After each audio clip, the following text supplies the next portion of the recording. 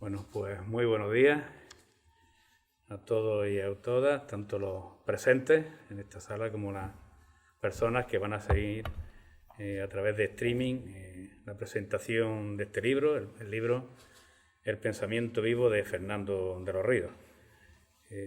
Un libro editado por la Diputación Provincial de Granada con motivo del centenario de la elección como diputado en Cortes Generales de este político, que es un político rondeño, pero un político eminentemente granadino, y así lo sentimos. Un político que es un hito en nuestra historia contemporánea y al que también consideramos granadino, como he dicho, pues fue en Granada donde consiguió la cátedra de Derecho Político y donde dejó y dejaría una profunda huella. El pensamiento vivo de Fernando de los Ríos es un libro producido de forma coral, no un libro producido por un único autor, y lo han hecho, lo han escrito, pues personalidades que conocen muy bien la figura de este constitucionalista andaluz. En primer lugar, Virgilio Zapatero, catedrático emérito por la Universidad Autónoma de Madrid y es ministro de Relaciones con las Cortes, describe a De los Ríos como un intelectual de la época, una persona que contribuiría a crear la conciencia política de un país y cuyo legado abrió una de las filas más hermosas de la izquierda histórica española a través de lo que se llamó la Revolución del Respeto, una revolución basada en el diálogo, en la memoria y en la convivencia. Antonio María Claret, que me acompaña a mi derecha, médico y doctor en Ciencias Políticas de la Academia de Ciencias Sociales y del Medio Ambiente de Andalucía, analiza en el libro la lucha contra el caciquismo en los sucesos de 1919, desde su postura como socialista, humanista y liberal, con la que conseguía compatibilizar los objetivos socialistas de igualdad y justicia social con una práctica radicalmente democrática. Octavio Ruiz Manjón, que no nos ha podido acompañar, catedrático de Historia y Contemporánea de la Universidad Complutense de Madrid y miembro de la Real Academia de la Historia, narra en este libro el viaje a la Unión Soviética de Fernando de los Ríos y ese desencuentro tan conocido con Lenin, que despreció en una entrevista el valor de la palabra libertad.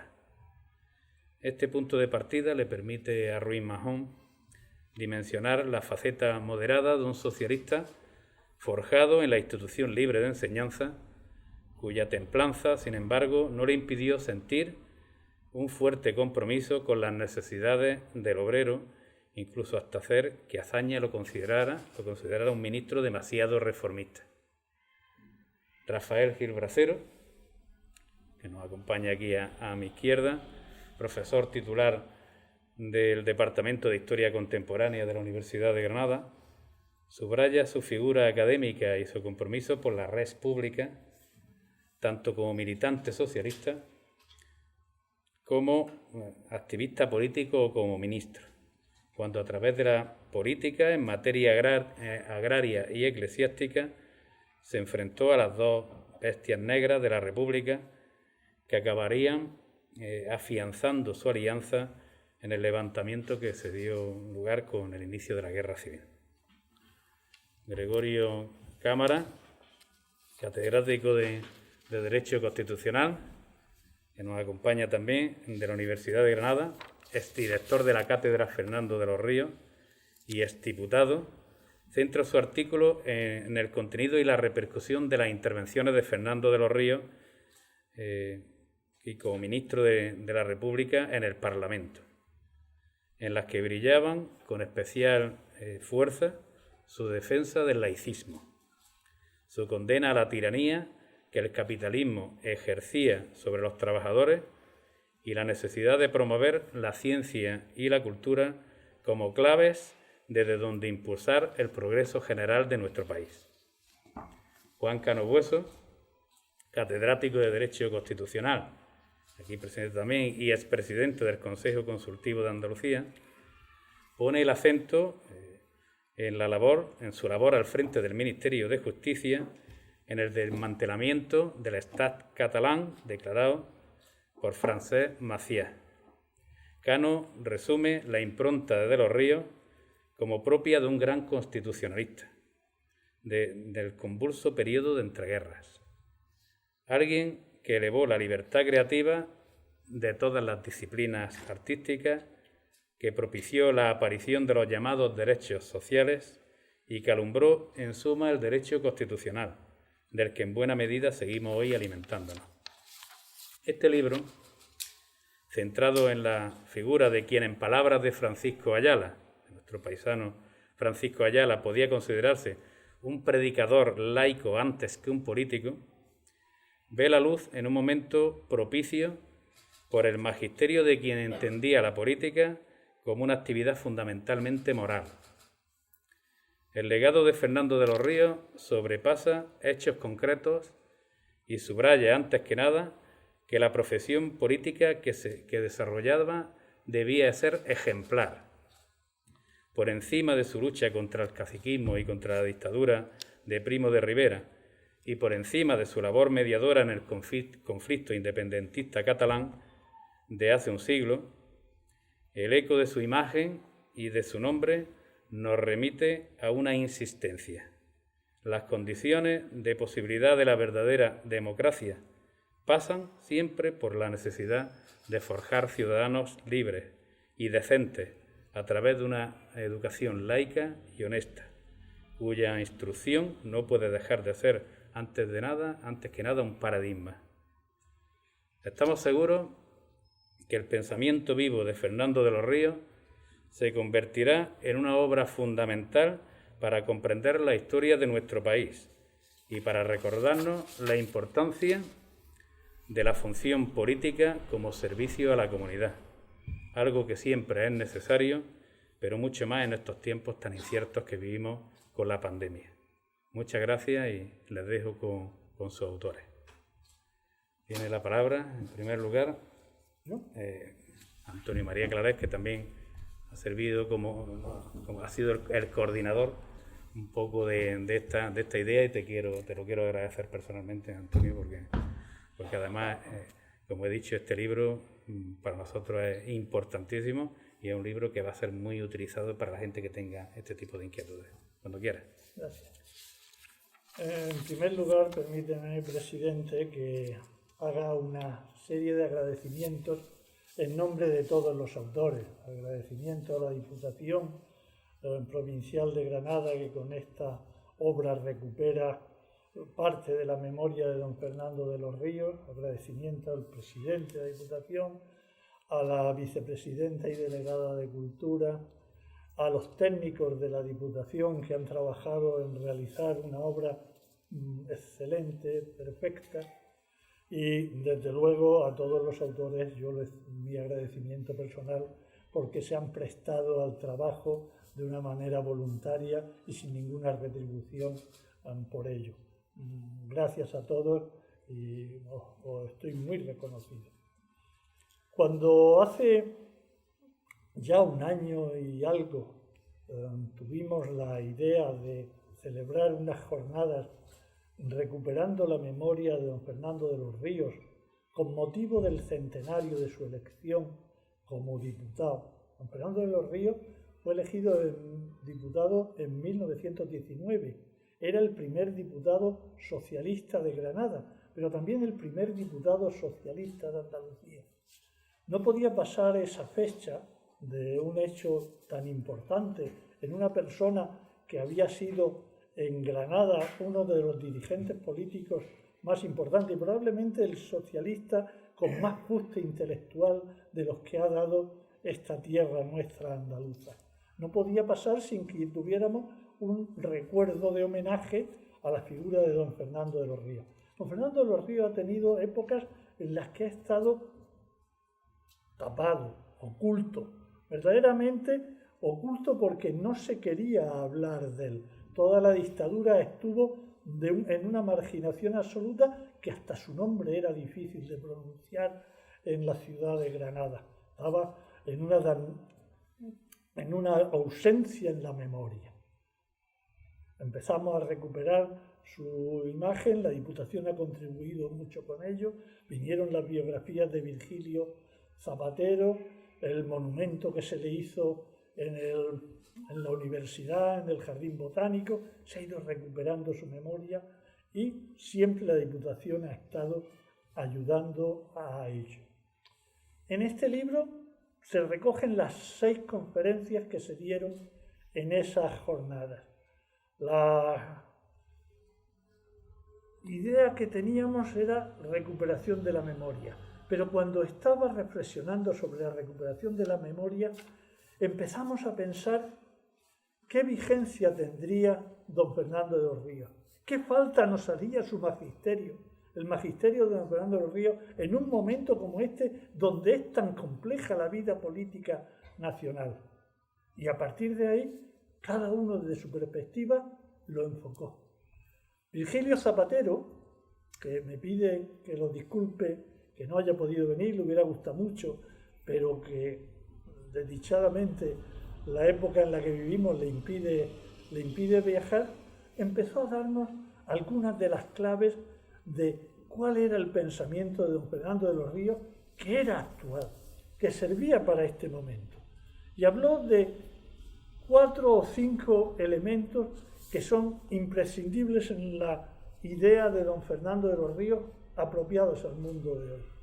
Primero, el valor de lo institucional.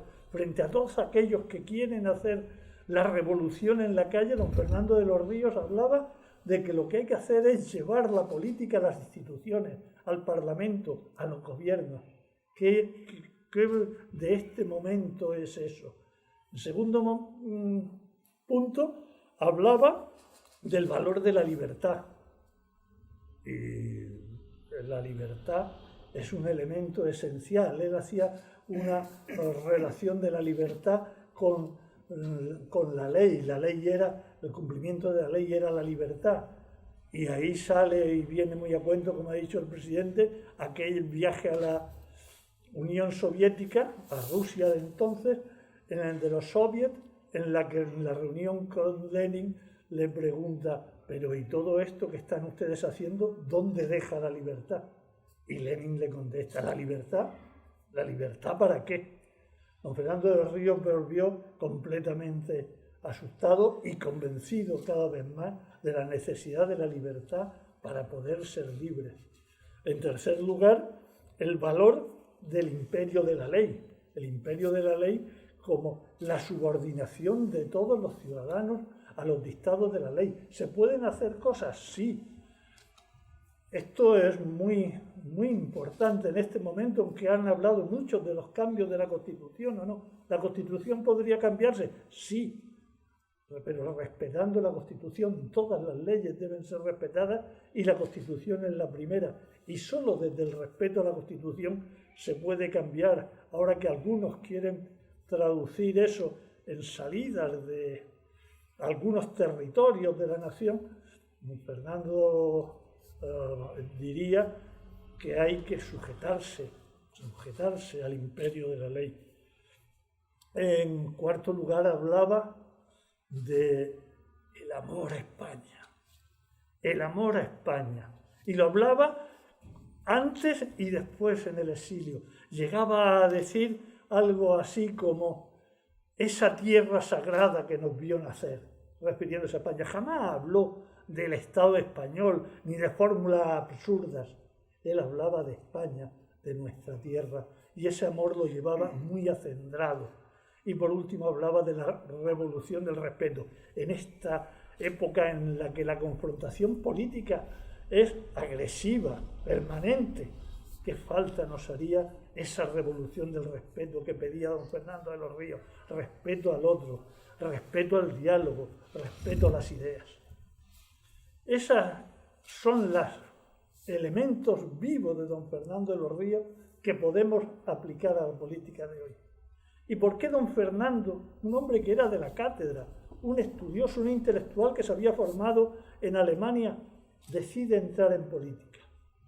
Sitúense en la época final de la segunda década del siglo XX. En Granada está dominada por el caciquismo. El caciquismo está encarnado por un liberal, que es don Juan Ramón Las Chicas, un gran propietario, un terrateniente y de fábricas azucareras, que su hermano es el alcalde de la ciudad, uno de sus sobrinos lo mandó de diputado provincial por Guadix, etcétera, etcétera, etcétera. Tenía controlado toda la ciudad. Y contra él se levantan los liberales disidentes, los conservadores, los republicanos, los socialistas, todos en contra, porque era agobiante ya.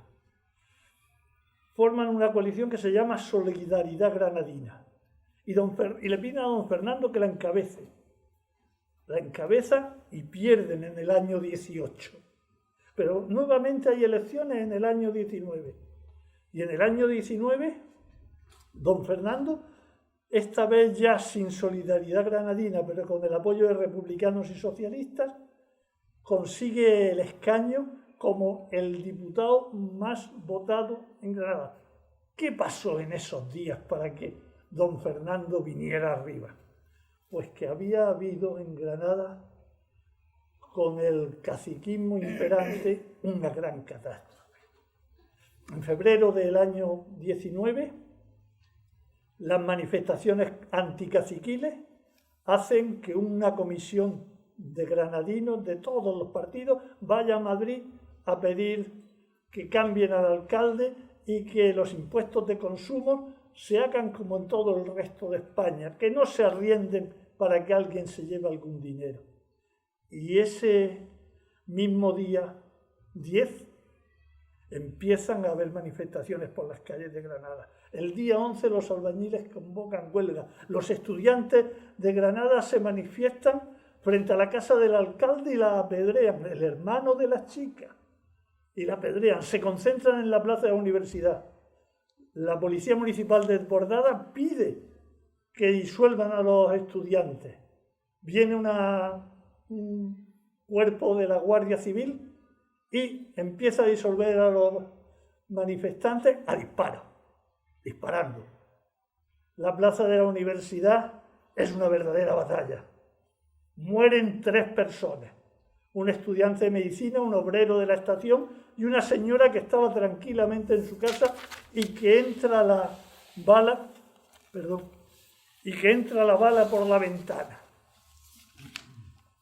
El edificio de la universidad, en la plaza de la universidad, donde está Derecho, ametrallado. Las balas entran dentro de la universidad, a la clase de física le dan a uno de los estudiantes en la mano. Hay 7 heridos de bala y 3 muertos. Es un escándalo. Al día siguiente, el claustro universitario, el colegio de abogados, la Cámara de Comercio, todas las asociaciones obreras y políticas piden la destitución inmediata. Los que han ido a Madrid se entrevistan con el presidente del gobierno. Le piden que destituyen al gobernador, destituyen al alcalde. Se había producido un pandemonio. El día del entierro, con que ponen negro en todas las ventanas de Granada, el entierro lo preside el arzobispo. Van despacio con una manifestación silenciosa, inmensa. Toda Granada estaba allí. Estos hechos terribles que provocaron que se hubiera manifestaciones de estudiantes en todas las universidades de España y que se empezara a mover el anticaciquismo en todas las ciudades de España, que probablemente fue el origen de la caída del caciquismo, fueron los hechos que determinaron que don Fernando de los Ríos se dedicara definitivamente a la política. Él mismo lo dijo en un meeting en Fuentevaqueros. Nunca me hubiera dedicado a la política sin aquellos trágicos sucesos de 1919. Hubiera continuado en la cátedra como era mi intención. A partir de que don Fernando de los Ríos, el 1 de junio de 1919, es elegido diputado, se entregará a la causa socialista, la causa de los trabajadores, y encauzará en un sentido democrático, en un sentido institucional, las vías del Partido Socialista, que hasta ese momento había continuado estando en una nebulosa entre revolución e institucionalización. Bien, esos fueron los hechos, ese es el momento, ese es el hombre. A partir de ahí, todo lo demás lo contarán mis compañeros porque es la historia. Bueno, ¿quién sigue? Bueno, yo no me sumo a todos los agradecimientos de Antonio y especialmente redundando en ello delante de la máxima autoridad de esta casa, agradecer la sensibilidad que la Diputación desde el 2015 tiene por la memoria histórica, y este es un capítulo más. Gracias al compromiso de la Diputación, en los últimos 5, esperemos que haya otros 10 o 15 años más, pues se ha ido recuperando lo que en justicia se le debía devolver a esas generaciones que fueron vilmente silenciadas y que la Diputación, haciendo causa común con el movimiento memorialista, está apostando y lo está haciendo como se demuestra con hechos. Pues bien, ese agradecimiento que lo sabrá y es una recompensa, digamos, a ese desazón de tantos años de olvido, silencio, marginalidad y doble muerte de aquellos que sufrieron la represión franquista desde el 20 de julio del 36. Ese agradecimiento se demuestra con hechos y yo no tenía preparado, como Antonio que precede nos ha hecho una buena semblanza, yo voy a recoger un poco lo que el sentir del grupo de trabajo que tuvimos a bien empezar en el 19 a elaborar esta contribución, como digo, justa. Voy a recoger donde él lo ha dejado, la narración esa tan apasionada del que ha investigado y lo siente y que es un referente para todos nosotros, esa pasión por la historia y por la justicia social. Bien, en los acontecimientos del 19, del 20, vemos una conciencia en Granada de un catedrático que no era una persona pública en el sentido de la política metida en materia. ¿Cuándo lo puede desarrollar? Lo desarrolla en la década siguiente oponiéndose a la dictadura de Primo de Rivera. Reconocí aquí hace unos días, hace un año y algo, que en Granada tuvo importancia un miembro del claustro que se opone a que se le distinga a Alfonso XIII con la máxima distinción, digamos, de carácter honorífico. Y él, desde el claustro, movió las conciencias de los claustrales para que no se le otorgara ese premio inmerecido a alguien que no había contribuido ni a la cultura ni a la dignidad de España. Eso en la Granada del año 27-28 era un aldabonazo que preludiaba lo que tuvo oportunidad de hacer unos años posteriores. El primer acto que acomete Fernando de los Ríos en el año 31 fue en marzo y venía directamente de estar preso por la sublevación de Jaca. Esa sublevación donde se pactó un gobierno provisional y que ya él tenía en mente lo que iba a ser el cambio de una política, digamos, de gran importancia como fue la Segunda República. Yo recuerdo que se recoge muy bien en las páginas del Defensor cómo la gente iban a la estación de ferrocarril y desde allí hasta su casa en el centro de Granada, en lo que hoy es La Bomba, el Paseo de la Bomba, hubo una manifestación en los últimos días de marzo preludiando lo que iba a ser el cambio.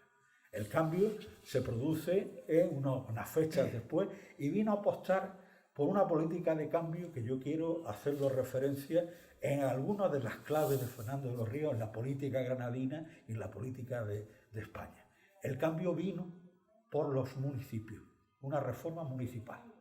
Yo soy convencido, algunos de los que estamos aquí hemos sido municipios algunos años. La revolución social de los años 30, yo diría que casi toda la democracia, la verdadera ciudadanía se hace desde los ayuntamientos.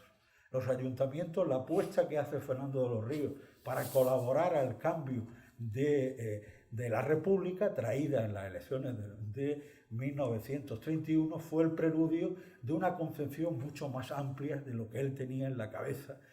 Era ministro, y además lo reciben diciendo ministro.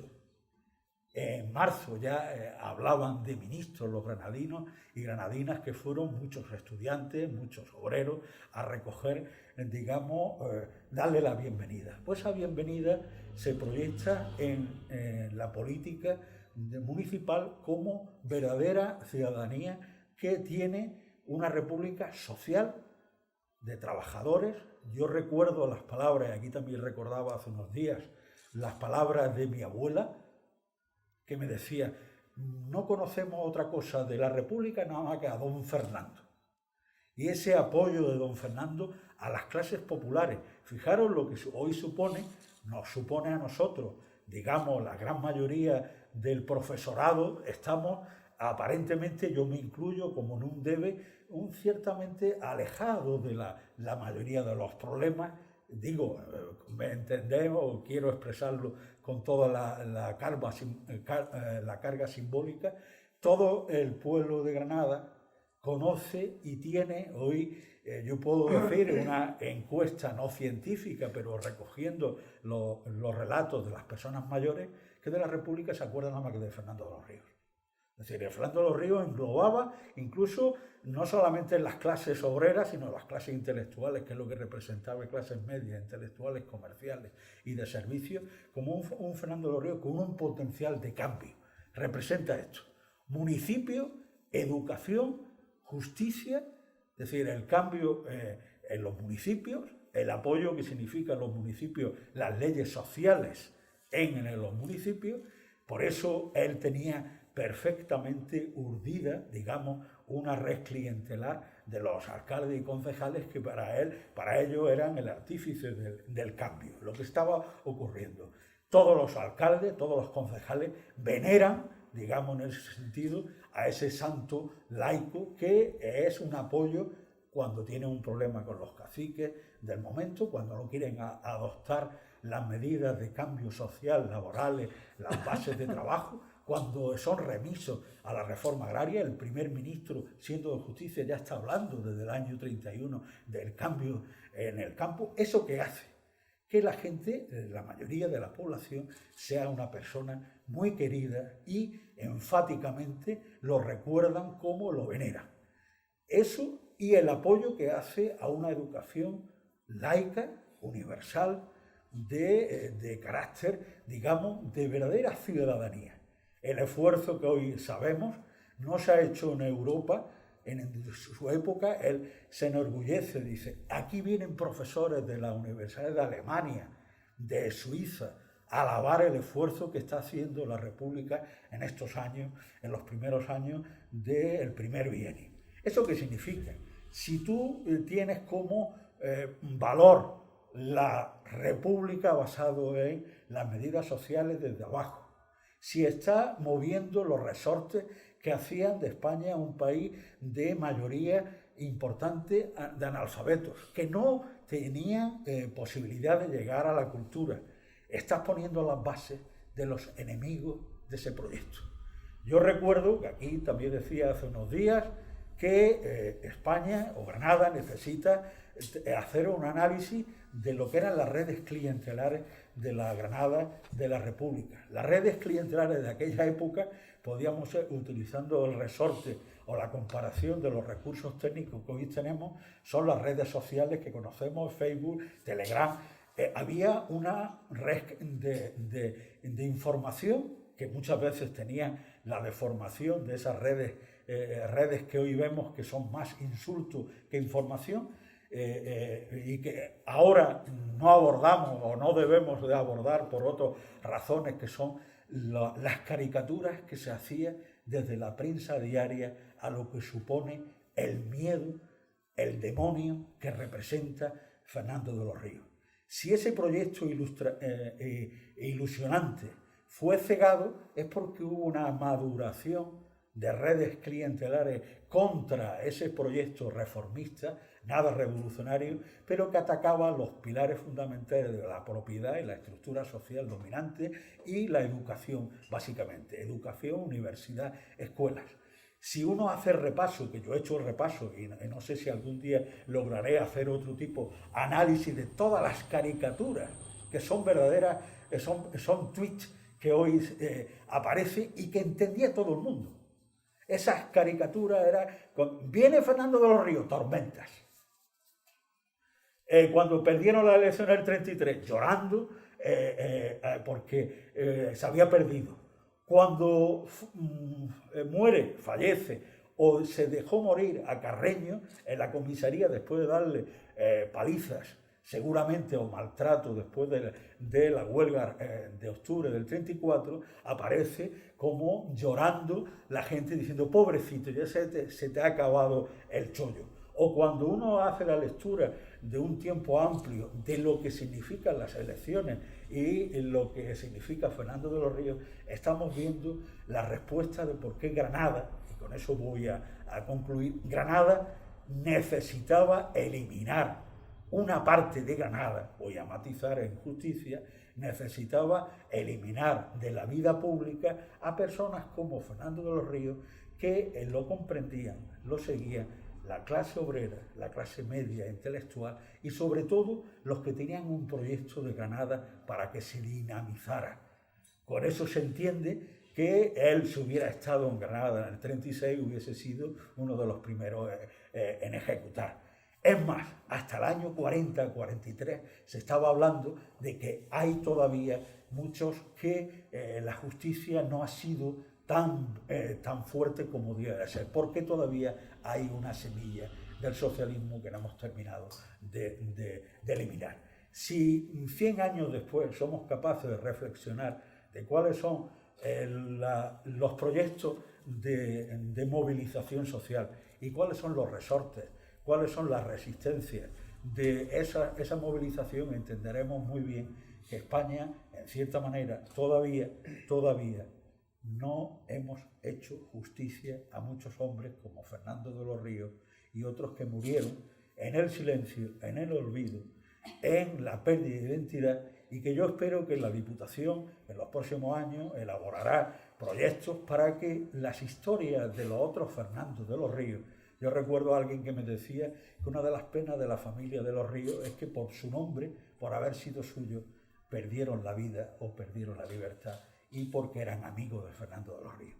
Esa es nuestra verdadera raíz que no debemos de dejar, porque si no hacemos esa revisión, ese reconocimiento, vendrán aquellos que nos digan que todo lo que estamos hablando, estudiando, no ha existido, porque esa es una de las raíces de aquellos que no creen en la historia como un motor de generación de nuevas expectativas. Por lo tanto, querido presidente, en los próximos años tenemos que seguir en esta, y además con mayor ambición y con la misma pasión que Antonio y yo consideramos que debemos de hacer nuestro trabajo como el resto de nuestros compañeros. Gracias. Muy bien, tomamos nota, Rafa. Y ahora toma la palabra Gregorio para hablarnos del parlamentario Fernando de los Ríos. Muchas gracias, presidente de la Diputación. Yo quisiera primero agradecer el haber podido participar en este proyecto, al mismo tiempo que felicitar a la institución por haber emprendido esta labor que me parece extraordinariamente importante. Es difícil una más. Bueno, y quiero decir también, junto con este agradecimiento a la institución y su presidente y a todos quienes han trabajado en el proyecto, pues mencionar también a Antonio María Claret, que ha sido el artífice y el coordinador de este grupo, que sin haber podido abordar todas las facetas de don Fernando de los Ríos, sin embargo, sí ha puesto atención en los aspectos más importantes. De una manera u otra, pues han ido saliendo engarzados todas las facetas de Fernando de los Ríos. Yo me voy a centrar precisamente en la faceta de Fernando de los Ríos como parlamentario, pero no quiero dejar de insistir en la idea que aquí ya se ha revelado acerca de que Fernando de los Ríos es y sigue siendo uno de los más brillantes socialistas españoles. 70 años después de su fallecimiento, como estamos viendo, la obra intelectual y la obra política de Fernando de los Ríos sigue teniendo pues ese aroma de lo especialmente valioso, ese aroma de lo permanentemente vigente, de lo vivo en definitiva y de lo duradero. Bueno, mi colaboración en el libro, como digo, me pareció realmente fascinante, pese a que ya había trabajado sobre esto con cierta intensidad. Pero conforme va pasando el tiempo, la obra de Fernando de los Ríos a mí me parece cada vez más viva, cada vez más interesante, y en ese sentido siempre hay motivo para descubrir algo nuevo. Yo no puedo entrar en el detalle, obviamente, porque Fernando de los Ríos se prodigó mucho en las Cortes, tanto como diputado como ministro de Justicia, como ministro de Educación y después también como ministro de Estado. Entonces se hizo una labor tan amplia, tan importante, tan interesante, que es difícil dar cuenta en 10 minutos de esa labor si entramos en los detalles. Yo por eso quizás voy a hacer una especie de sistematización de temática, ¿no?, de qué se ocupó Fernando de los Ríos durante el tiempo que estuvo como diputado y como ministro, empezando por diputado en 1919 y acabando también como diputado en 1936, y en medio fue ministro, como hemos dicho antes, de Justicia, de Educación y de Estado. Precisamente en el Ministerio de Estado estuvo solo 3 meses, pero marcó huella, porque como ministro de Estado, aunque no le dio tiempo a hacer una obra importante, sin embargo sí puso las bases para modernizar el ministerio y para realizar numerosísimas actividades que pudieran haber implicado una labor diplomática importantísima, como destacara el mismo Azaña, entre otros intelectuales de la época. Bien, pues en el conjunto de las intervenciones de Fernando de los Ríos se nos revela un erudito, elegante y respetado orador, un político de gran talla, un político con gran sentido de Estado, consciente de la tarea que tiene que cumplir en una España que es una España menesterosa y profundamente desgarrada. En sus discursos se ha destacado mucho cómo estaban cargados de razón, cómo estaban cargados también de sentido ético, cómo sus reflexiones y sus propuestas son siempre brillantes, enjundiosas, valientes, aun cuando la forma sea a veces algo profesoral. Fernando de los Ríos era una persona muy elegante, cuidaba mucho los detalles, entonces a veces resultaba un poco altisonante en el sentido de profesoral, pero era cosa que no podía evitar, porque él era un gran académico con un gran prestigio, ¿no? Y eso le añadía también interés, ¿no? Le añadía interés, pero eso no significaba que no se hiciera comprender por el conjunto de la población. Incluso los más pobres, los más humildes, lo alababan con el nombre de «Viva el santo laico», expresión que también se utilizó en las mismas Cortes.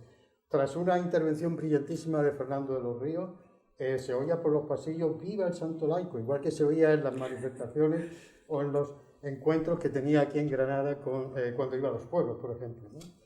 Bien, pues yo creo que sus intervenciones revelan sobre todo a un intelectual y a un dirigente político muy coherente con sus convicciones personales, profundamente ético, muy coherente, hasta el punto de no renunciar a hacer públicos, esto lo quiero subrayar, sus disentimientos con el propio partido o con el gobierno mismo del que formaba parte cuando lo consideraba necesario.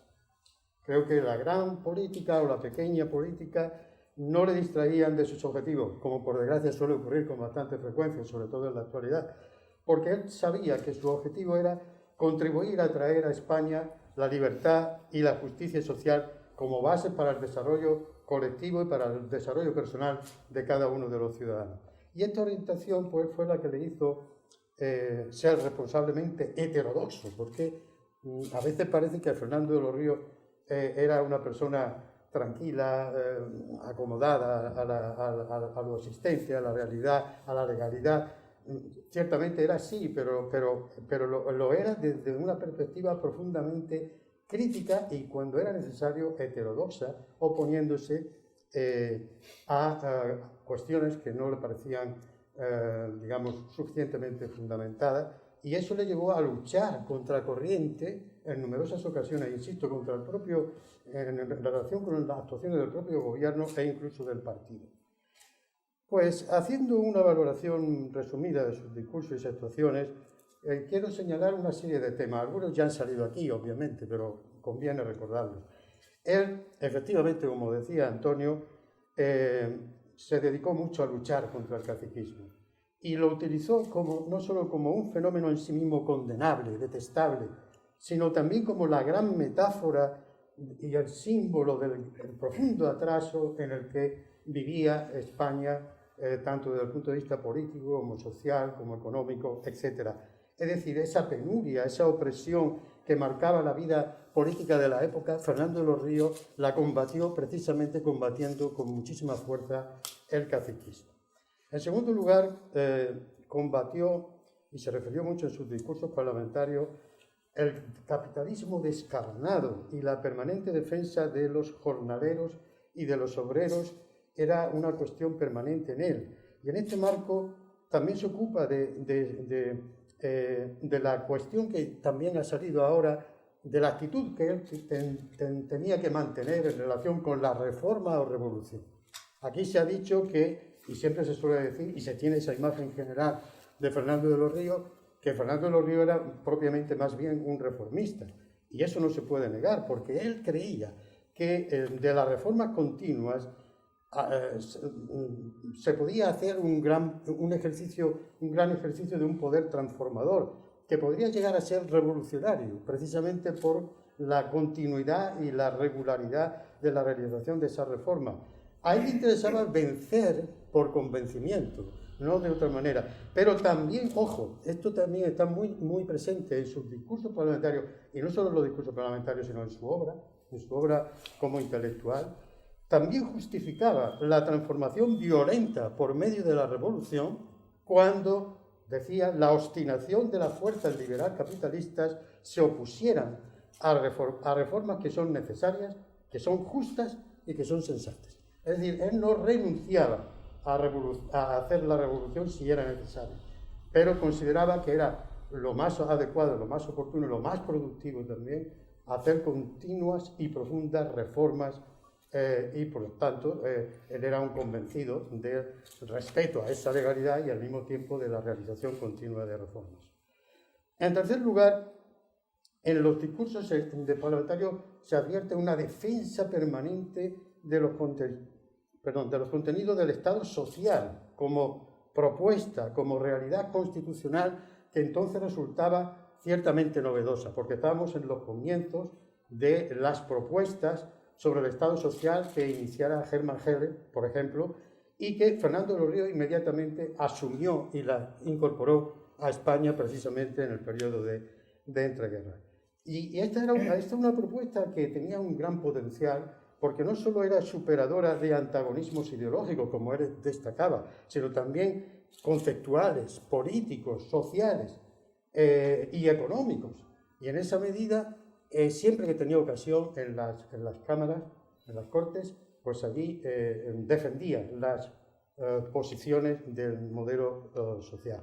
Tanto es así que de las primeras actuaciones como diputado, conjuntamente con otros socialistas, hicieron unas bases precisamente para una reforma del Estado en sentido social, no con ese título, era un título más largo, pero cuyo contenido hoy día podemos ver que se reflejan todos los elementos sustanciales fundamentales de lo que entendemos por un Estado social profundizado. Ya Fernando de los Ríos fue capaz de hacer ese planteamiento justamente en 1919. Pero, ojo, no digo Fernando de los Ríos porque el grupo era más amplio, pero es que él fue uno de los ponentes. Es decir, hubo dos personas que se encargaron de hacer la propuesta, pero sobre todo fue Fernando de los Ríos quien le dio forma y contenido. En cuarto lugar, Fernando de los Ríos siempre subraya la necesidad de la modernización en la organización social y política de mano de la ciencia, de mano de la técnica buscando siempre la continuidad en la acción política y el desarrollo. Esta es una idea que él marca mucho, porque a veces se tiene una visión de la política de hacer esto aisladamente o, digamos, desconexión del pasado, o hacer esto otro, o ir picando aquí o allá con tal o cual medida. Él subrayaba la necesidad de buscar ese conjunto, esa coherencia y sobre todo la continuidad de la acción política y por tanto del desarrollo social y económico. En quinto lugar, sus concepciones sobre la educación y la cultura. Sobre esto podríamos hablar muchísimo porque fue un ministro de educación como no lo ha tenido nunca España. Fue realmente una labor importantísima la que realizó en muy poco tiempo, y su concepción de la educación y la cultura, a la que situó en el centro de su valoración como motores para la transformación social, también la veía como el medio de conseguir definitivamente la redención de la clase obrera, el desarrollo del socialismo y la formación, sobre todo, de manera generalizada, de ciudadanos conscientes y de ciudadanos participativos. Insistió en la necesidad de la extensión de la enseñanza hasta llegar a conseguir que fuera universal y sustentó el concepto de escuela unificada y, por otro, una inspiración en una especie de aristocracia del saber para los niveles superiores de la enseñanza, pero quiero subrayar que siempre desprovista de elitismo social o económico, porque Fernando de los Ríos precisamente lo que potenciaba o quería potenciar con su actuación era la llegada a la universidad de cualquier persona que tuviera vocación y que tuviera también el ímpetu para formarse y el mérito necesario para llegar a conseguir ese tipo de formación. En sexto lugar, se adelantó a su época con una reivindicación permanente del respeto a la legalidad. También ha salido aquí este tema y es muy oportuno subrayarlo así. Fernando de los Ríos siempre invocaba el diálogo, invocaba la moral, la ética en los comportamientos públicos, y también exigía que dieran cuenta y fueran responsables los gobernantes. Es decir, había en Fernando de los Ríos una radical afirmación de la necesidad de exigencia de responsabilidades a los gobernantes. Voy a contar una pequeña anécdota, si me permitís, que me ha venido a la cabeza. Hace poco una amiga que trabajaba en el Ministerio de Cultura me mandó una nota manuscrita de Fernando de los Ríos que se encontró allí entre sus papeles.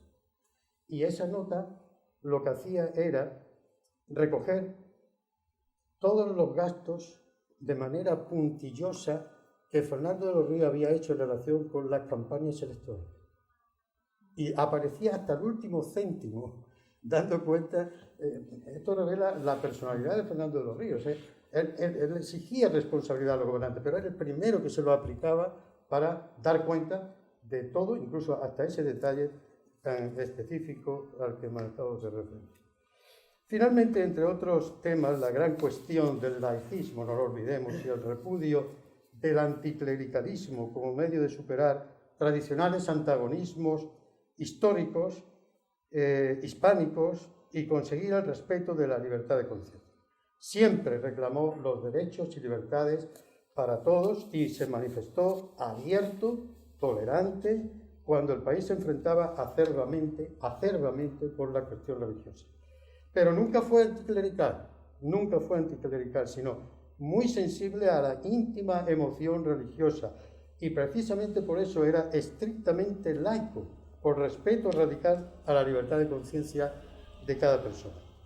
Reivindicando el valor de la vida espiritual y declarándose hijo de los erasmistas, pidió a todos que advirtieran que en España, tierra profundamente dramática, lo revolucionario es el respeto, la revolución del respeto a la que se refería antes Antonio. De él dijo Luis Jiménez Asúa que quiso hacer de las Cortes un areópago e incluso con error llevó a ellas, cito literalmente, a lo más distinguido de la inteligencia española, Unamuno, Ortega y Gasset, etcétera, etcétera. El puesto de tan eminentes adalides de la intelectualidad no suele ser el escaño político. pero la intención de Fernando de los Ríos fue excelente. Asomarse al diario de sesiones y tener la oportunidad de leer lo que en ellas sostuvo confirma que en su caso una y otra condición, tanto la de intelectual como la de político, fueron siempre brillantemente de la mano. Haciendo la crónica de las Cortes Constituyentes, Arturo Mori glosaba su actuación como, cito literalmente, la del profesor y el político por excelencia a un tiempo. El uno completa al otro, pero en realidad no se necesitan entre sí. Pueden realizar cada uno de ellos independientemente su misión educadora. Coinciden por urgencia de la situación. Y esto es lo que pasó con Fernando de los Ríos, que la permanente situación de urgencia que vivía en el país le mantuvo siempre, durante toda su vida, por responsabilidad en esa coincidencia. Muchas veces estuvo tentado de dejar la política y volver a la cátedra, y sin embargo, siendo consciente de esta realidad, nunca lo hizo. Termino diciendo que, para ser justos, Fernando de los Ríos, es verdad que hubo un tiempo en que se lo ninguneó en Granada, pero a partir de finales de los años 90 empezó a haber en Granada especialmente un gran interés por, hacer justicia a su figura. Y de hecho hubo muchas iniciativas de la Diputación, también de la Junta de Andalucía, con Manuel Chávez como presidente, y, por ejemplo, quiero recordar el congreso que se hizo sobre Fernando de los Ríos en el año 1999, y luego han seguido con otras actividades, y ahora estamos con la que estamos precisamente presentando. Entre otras que, en fin, para no ser muy prolijo no quiero destacar. Pero quiero subrayar con esto que, por fortuna, la sensibilidad de las instituciones, Diputación, Junta de Andalucía, Universidad, también el Ayuntamiento colaboró en aquel congreso, en fin, todas las instituciones, de una manera u otra, han sentido la llamada, ¿no?, para hacer justicia a la figura de Fernando de los Ríos. Y espero que esto siga siendo así, y estoy seguro que va a seguir siendo así, especialmente por la Diputación, cuya sensibilidad se ha demostrado más que sobradamente. Yo animo a todos a que visitéis los discursos parlamentarios de Fernando de los Ríos. Están recogidos en un número, con un estudio introductorio mío, en el Congreso de los Diputados, donde están todas las intervenciones de Fernando de los Ríos, y afortunadamente ya hay una bibliografía extensísima sobre Fernando de los Ríos, Virgilio Zapatero, Octavio Ruiz Manjón, en fin, todas las personas que están aquí presentes, que permiten una lectura detenida de su vida, de lo que hizo durante su vida y de su obra como intelectual y político.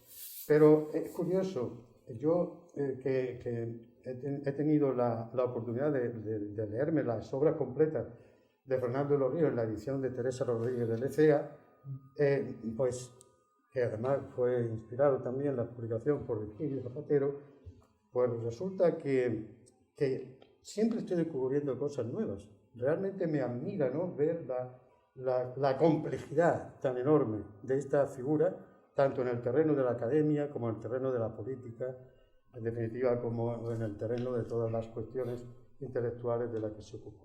Así que muchas gracias por vuestra atención. A ti, Gregorio, y ya para terminar, toma la palabra Juan Cano y nos va a hablar de la perspectiva de Fernando de los Ríos, el jurista de la Segunda República. Muchas gracias. Quiero empezar felicitando a la Diputación Provincial, a su presidente, y a Antonio Clarés como coordinador de la obra por esta iniciativa que, como se ha dicho por todos los intervinientes, es necesaria de la recuperación de la memoria y de la vigencia de nuestros mejores pensadores, y en este caso de un granadino de adopción tan ilustre. Un granadino de adopción tan ilustre que se formó en la época de Weimar, como se dice, y como ha reflejado el presidente de la Diputación, una época de una gran eclosión de la cultura, de la pintura, de la arquitectura, de la arte, en paralelo de los derechos sociales y en paralelo una época que estaba incubando ya el huevo de la serpiente del fascismo, porque es la eclosión, la crisis del Estado liberal, empujado en pinza entre el fascismo y el sovietismo, o el marxismo, como ustedes le quieran llamar. Un jurista que participó ya como conspirador político en el Pacto de San Sebastián, que es la verdadera conspiración más importante contra la monarquía alfonsina, y que permaneció en el Ministerio de Justicia tan solo 8 meses menos 2 días para ser exacto, y sin embargo la obra que se le puede computar como político y como jurista es inmensa. Empezando por su participación cuando solo llevaba 2 días como ministro en la gran crisis que se produce en Cataluña con motivo de la proclamación de la República. La proclamación de la República, que fue una revolución de balcón que no estuvo precedida por ningún golpe de Estado, sino consecuencia de las elecciones municipales del 12 de abril de 1931, donde a la vista de los resultados en las principales poblaciones, los poderes constituidos se retiran, desaparecen, otros van, los más comprometidos, al exilio, y los nuevos poderes revolucionarios, pero pacíficos, toman las instituciones. Una situación en la que Fernando de los Ríos empieza por tomar posesión, pidiendo que se cambie el nombre del ministerio, que no sea ministerio como tradicionalmente se había denominado Gracia y Justicia, sino que sea solamente Ministerio de Justicia, porque, como él dice, no hemos venido aquí a hacer gracia, sino a hacer justicia, que nunca se hizo en los tiempos pasados. Y una participación, como digo, a los 2 días de haber tomado posesión como ministro, cuando el presidente de la República le envía a Cataluña para sofocar la crisis de la declaración del Estado catalán dentro de la Federación de Repúblicas Españolas que ha proclamado Macià. En Cataluña había vencido las candidaturas republicanas, Esquerra Republicana de Cataluña había desplazado completamente a la Liga regionalista, y en ella militaban Companys y sobre todo quien verdaderamente mandaba, que era Francesc Macià. En la proclamación de la República se produjo por unos desconocidos, en primer lugar en el balcón del Ayuntamiento de Eibar, después en el Ministerio de la Gobernación en Madrid, donde los ciudadanos vitorearon la proclamación de la República, y en Cataluña no fue diferente. En primer lugar, Macià, en primer lugar Companys, habiendo destituido al alcalde de la ciudad, proclamó desde el balcón la República Catalana. Y unas horas después, Macià se presentó en el mismo balcón y proclamó el Estado catalán en el marco de la Federación de Repúblicas Ibéricas. Con lo cual la crisis estaba cantada, una gran preocupación en Madrid, en el gobierno, e inmediatamente el presidente de la República dispuso que una delegación formada por 2 catalanes, Nicolau d'Olwer y Marcelino Domingo, y un andaluz, Fernando de los Ríos, fuesen a negociar con Macià la revocación de aquella declaración del Estado catalán. Una negociación muy difícil, muy ardua, que termina exitosamente. Macià se compromete a retirar la proclamación del Estado catalán, y a cambio la delegación del gobierno le ofrece el restablecimiento de la Generalidad de Cataluña y el compromiso de aprobar un estatuto en los mismos términos que se ha aprobado por la ciudadanía de Cataluña y por los municipios catalanes que lo refrenden, cosa que luego no se cumplió, porque con buen criterio Azaña, cuando recibió el Estatuto de Cataluña, vio que el estatuto no estaba en consonancia con la Constitución, y en lugar de plebiscitarlo y firmarlo directamente, pues lo que hizo fue mandarlo a las Cortes para su enmienda y modificación y final aprobación. Esta fue la primera acción política de importancia que tuvo lugar, que tuvo Fernando de los Ríos como protagonista. En segundo lugar, habría que destacar el sentido de la Constitución, que como ya se ha dicho, es el de una categoría constitucional a favor del diálogo, a favor de la moderación, a favor de la negociación y a favor de una Constitución abierta que sea capaz de integrar lo mejor del liberalismo progresista y lo mejor del socialismo democrático, lo que hoy denominaríamos, con la terminología actual, una socialdemocracia. Y una preocupación inicial por el Estado de Derecho y la legalidad vigente, la obsesión por la seguridad jurídica, la denomino en el texto. Y es que en los momentos de cambio político, en esos convulsos momentos, existe una legalidad arrastrada de la monarquía, que es de un Estado que ya no está vigente, y la nueva legislación que está produciendo la República, y es muy importante de cara a la seguridad jurídica y a la previsibilidad de los comportamientos, saber cuáles son las normas que están vigentes en cada momento. Y esta fue una tarea que ocupó muy seriamente al ministro de Justicia, como no podía ser de otra forma. En tercer lugar, se preocupó por la legislación penal y penitenciaria. Como nuevo Estado, tenía que ser generoso con aquellos penados que lo habían sido por sus ideas políticas, fundamentalmente por los denominados delitos políticos y de opinión. Y Fernando de los Ríos impulsa una amplia amnistía, una total amnistía para este tipo de delitos y una amnistía parcial para el tipo de la delincuencia común. Y en cuanto a la política penitenciaria, como otra pata en este aspecto, él se ocupa fundamentalmente de dos cosas. En primer lugar, de que la población penada sea reinsertada, la reinserción. Y en segundo lugar, de que sea educada, de que existan bibliotecas, de que se permita la lectura, etcétera, etcétera, etcétera. Y en tercer lugar, se preocupa muy mucho de la condición de la mujer en las penitenciarías, que había estado absolutamente abandonada por todos los ministerios presentes. Que sea una política reeducadora, respetuosa con la condición de la mujer y con la de su hijo, y de cara a una reinserción, como digo, en la situación legal y a la máxima prioridad. Y para ello hace un nombramiento que sorprende a todo el mundo, como el de Victoria Kent al frente de la Dirección General de Instituciones Penitenciarias, una dirección general muy dura, y sin embargo a una mujer al frente de esa dirección y con esa encomienda.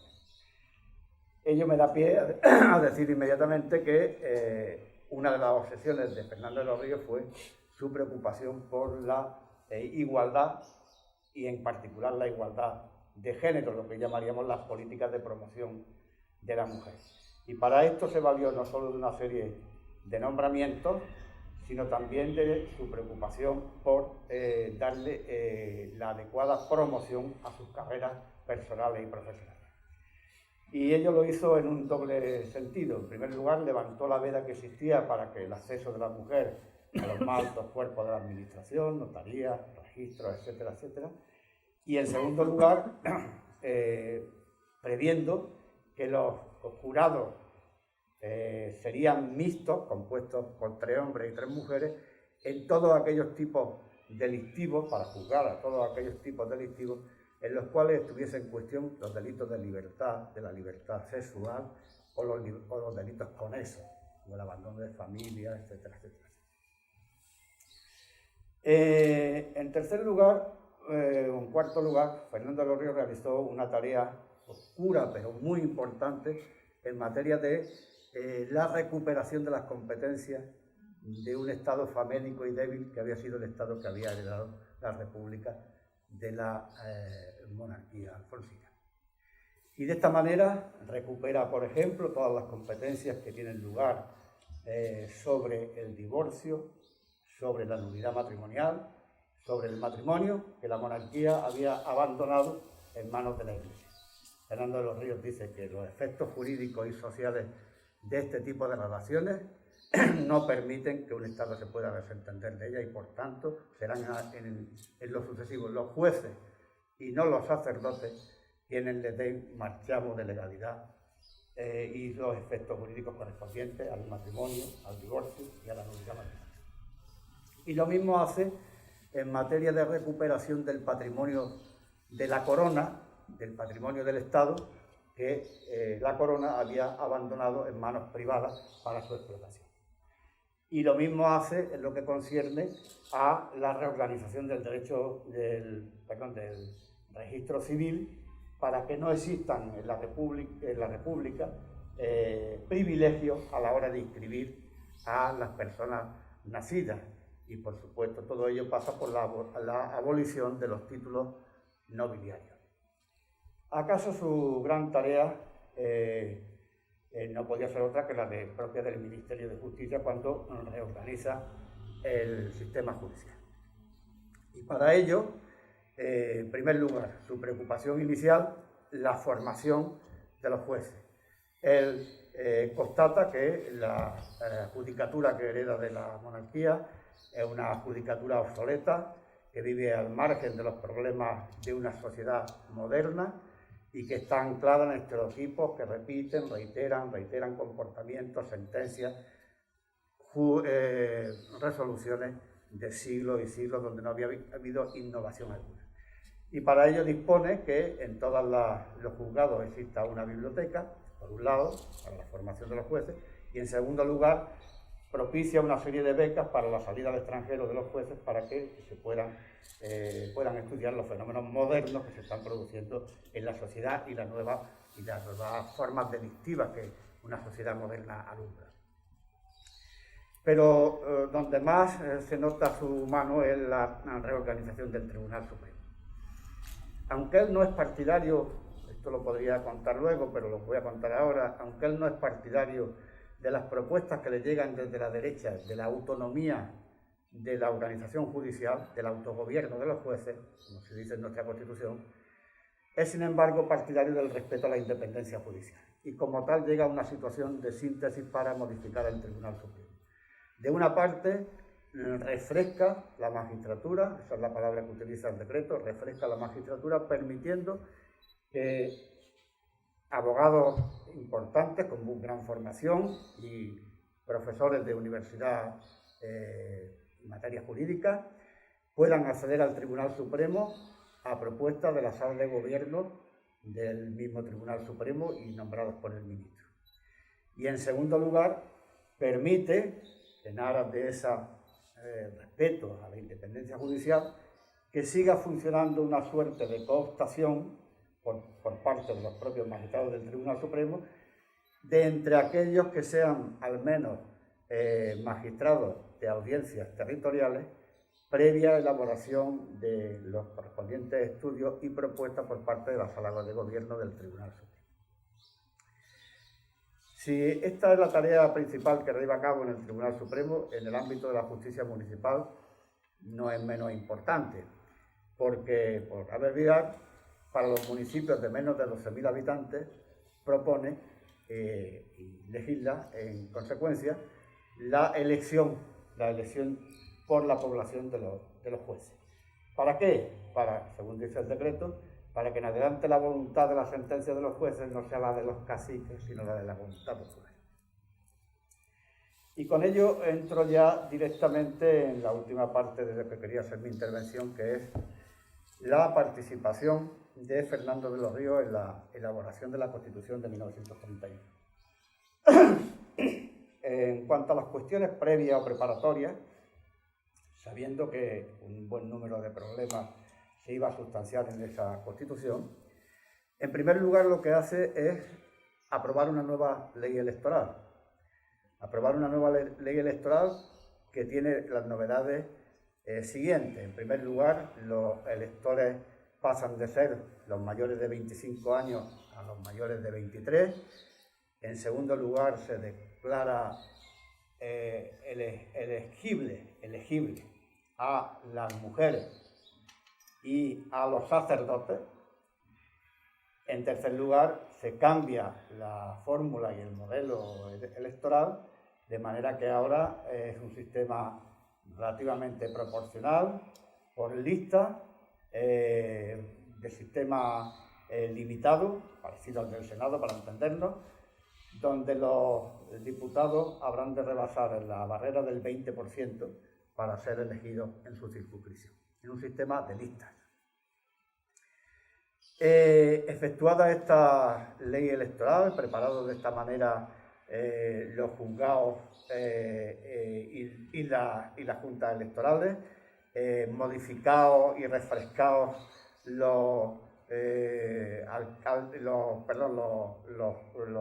jueces de las poblaciones menores para evitar el caciquismo, se llevan a cabo la convocatoria de las Cortes Constituyentes. Y en la participación que le encarga el Grupo Socialista de tomar posiciones en el debate de totalidad sobre la Constitución, el proyecto de Constitución Republicana, por cierto, redactado por la Comisión Jurídica Asesora creada por Fernando de los Ríos en sustitución de la Comisión General de Codificación, pero proyecto que no tiene, por las discrepancias que se generan entre los grupos parlamentarios, no tiene padrino cuando se presenta a las Cortes Generales y por tanto el Gobierno lo tiene que enviar a la Comisión Constitucional que preside Jiménez de Azúa para que sobre ese proyecto elaboren el proyecto definitivo. Así que el proyecto que había hecho la Comisión Jurídica Asesora se quedó sin padrinos porque no lo asumía, las discrepancias no lo asumía nadie al final, ni el propio Gobierno. Y hubo de ser la Comisión Constitucional la que en el plazo, fijaros, en el plazo de 20 días, redactó un proyecto constitucional. ¿Qué destaca Fernando de los Ríos en el debate de totalidad de ese proyecto constitucional? En primer lugar, la apertura al derecho internacional público, a los instrumentos, acuerdos internacionales públicos, por cuanto él dice que el Estado tiene que ser de la humanidad, tiene que salir hacia afuera, no puede ser endogámico. En segundo lugar, destaca su preocupación por la cuestión regional. España es tradicionalmente una monarquía centralizada, pero no puede seguirlo siendo, pero tampoco debe caer en el federalismo digregador, y por tanto la consecuencia o la síntesis que realza Fernando de los Ríos es la autonomía de las nacionalidades y regiones, en perfecta concordancia con lo que después asumió la Constitución de 1978. Respecto de la separación entre la Iglesia y el Estado, de la que se ha ocupado, conoce muy bien el profesor Cámara, un gran discurso y un gran defensor de esa separación. Y un gran empeño en el papel del sindicalismo y de los derechos sociales. Del sindicalismo entendido, como señalaba Antonio Clarés, no como ese iluminismo revolucionario mítico, sino como una acción social permanente en defensa de los derechos de los trabajadores. Pero su preocupación es las relaciones históricas de España entre el poder y la libertad. Y por eso dice a la Cámara que España estuvo presente en la formación del nuevo Estado. Es decir, en aquel fenómeno que se produjo de concentración de tareas y funciones, con una burocracia al servicio, con un ejército relativamente estable en el siglo XVI, y que en ese proceso centralizador que acabó con el antiguo régimen, con la Edad Media, estuvo España presente. España, Francia e Inglaterra. En segundo lugar, España estuvo presente, dice de los Ríos, en la aparición del Estado liberal moderno. Nuestra Constitución fue un elemento esencial de modernización, la Constitución de 1812 del liberalismo, y un ejemplo para otros estados. Nos vamos a quedar, dice, en la tercera ola de creación estatal fuera de esta dinámica. Su preocupación, por tanto, es la de la eficiencia del Estado. Él cree que la crisis del parlamentarismo del periodo de entreguerras se debe fundamentalmente a la falta de eficacia del Parlamento.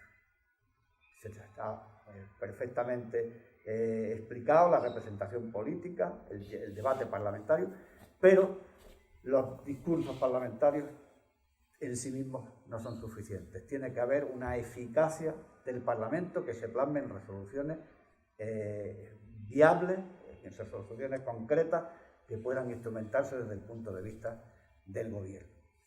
Y esa preocupación por la eficacia de la producción normativa le hace apostar por dos cuestiones muy importantes. En primer lugar, por el reforzamiento y la modernización del Consejo de Estado como un instrumento determinante a la hora no solo de ofrecer seguridad jurídica, sino también instrumentos de conocimiento para una modernización de la administración, que él pretende que sea esa administración que interviene en los asuntos, que planifica la economía, etcétera, etcétera, etcétera, y por tanto una administración que vele por los ciudadanos, pero a la vez que sea prestadora de servicios. Y en segundo lugar, para eso propone que existan una serie de comités técnicos que, dotados de la necesaria especialidad y solvencia, asesoren a las comisiones parlamentarias en esa legislación que surja, que sea eficaz para el gobierno. Y su última preocupación, al margen del tema que he relatado brevísimamente, de negarse a la autoorganización, al autogobierno de los jueces, porque en un momento en el que absolutamente todos los jueces, no solo eran conservadores, sino que eran reaccionarios, era entregar a la justicia en manos de un poder que no estaba en consonancia con los deseos modernizadores de la República.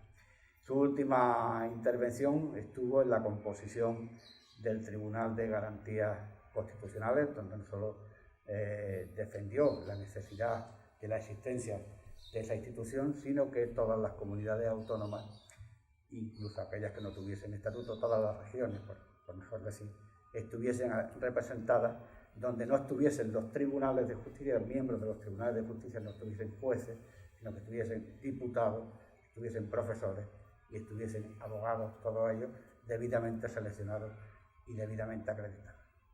Y esta fue, en síntesis, una tarea inmensa, una tarea extraordinaria, que ya cuando el 16 de diciembre se publica su nombramiento, su cese como ministro de Justicia y su nombramiento como ministro de Instrucción Pública y Bellas Artes, se llamaba así, ¿no? Instrucción Pública y Bellas Artes, pues había realizado en menos de 8 meses una tarea titánica de modernización del aparato judicial anquilosado que venía de los tiempos vetustos de la monarquía isabelina, sin ninguna modificación, sin ninguna consonancia,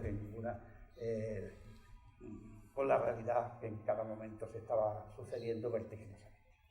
Y nada más, con esto yo creo que he hecho una panorámica sobre el jurista y termino como empecé. Presidente, muchísimas gracias por este tipo de iniciativas, por invitarme a la participación en esta obra y ojalá, como se ha dicho, pues haya muchas más ocasiones de encontrarnos en este tipo de eventos. Muchas gracias.